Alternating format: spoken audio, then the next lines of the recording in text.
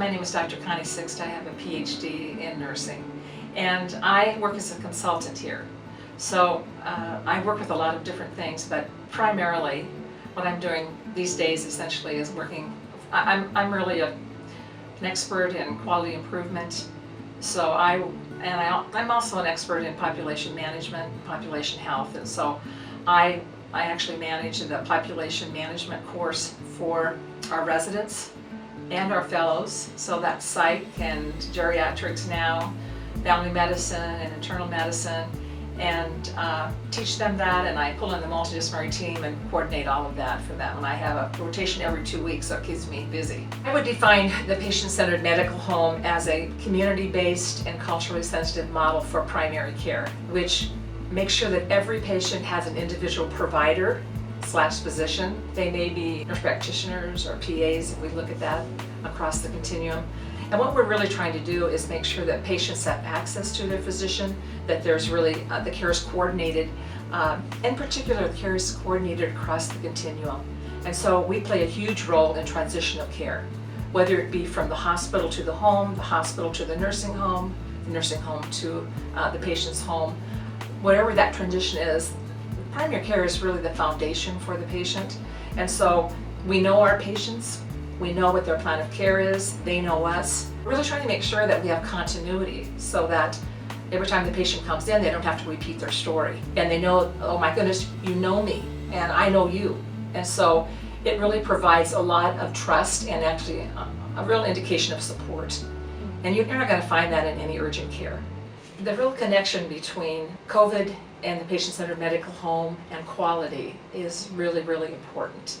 There are many of our patients we haven't seen for maybe even a year or longer. And so we've done a tremendous amount of telehealth, been very versatile here. When we have a patient come in that's one of ours and they have a chronic illness, we really need to be monitoring that as well. As a patient-centered medical home, we really know our patients. And so we really need to be on top of all those things. So when we think about the impact of COVID on our chronic illness patients, we really need to actually make sure that when they come in, we're trying to check everything and make sure all of their systems are working correctly and there's no effect of COVID that we have missed.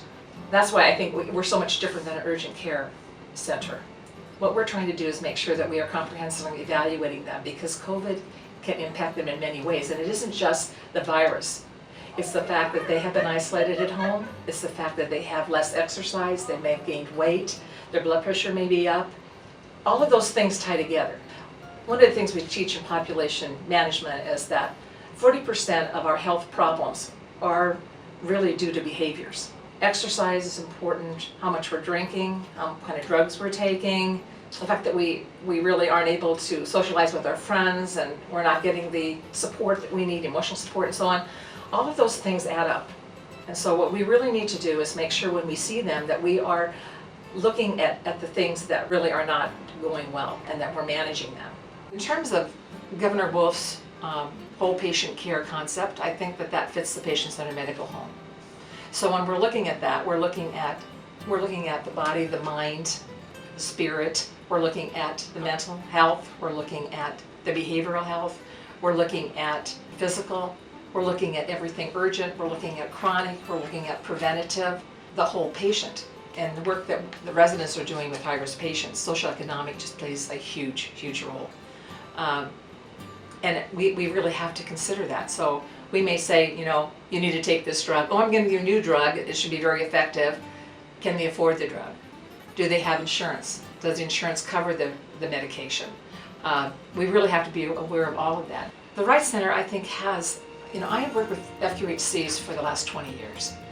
And I will tell you that the Wright Center has resources, and really integrated resources, better than any I've seen, whether it be dental, whether it be behavioral health, not psychiatry. We're looking at hepatitis C, we've got HIV. We really are able to really coordinate care really nicely with all patients with all those kinds of really difficult problems.